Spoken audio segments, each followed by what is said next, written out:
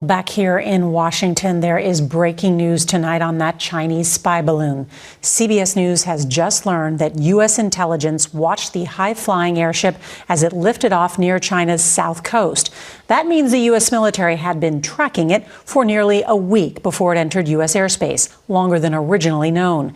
CBS's Nancy Cordes is at the White House. So, Nancy, they were watching this from the beginning?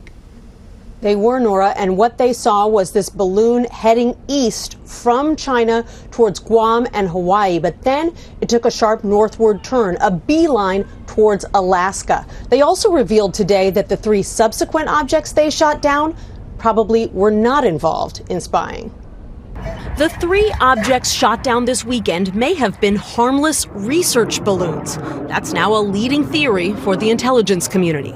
There's strong consideration that these objects are indeed benign. They won't know for sure until they find the debris. They're in very difficult terrain. The chairman of the Joint Chiefs of Staff described the challenge. One object came down in the Arctic Circle, where it's minus 40 degrees. The second came down in a hard-to-reach part of the Canadian Rockies. And the third plunged into Lake Huron, a couple of 100 feet deep. We'll get them eventually, but it's going to take some time to recover those. He defended the decision to scramble fighter jets to shoot them down and acknowledged that the first missile fired over Lake Huron missed its target. First shot missed, second shot hit. New cockpit audio reveals that even the pilots were perplexed by what they saw. I can see lines coming down below, but I can't see anything below it. Definitely smaller than a car. Pentagon officials have offered intriguing descriptions of the objects. One looked like a metallic drum. Another was cylindrical and carried a tethered payload. Another was octagonal in shape with strings attached. What are these things? Who sent them here? And what are they doing here?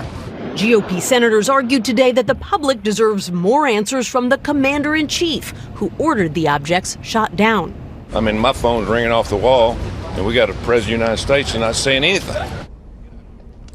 We asked White House officials if the president has any plans to make public comments about these objects, and all they would say is that he continues to be briefed and takes the situation very seriously. They did say today that they can rule out the possibility that any of these objects were connected to the U.S. government. They were able to do that after connecting with the FAA. Nora?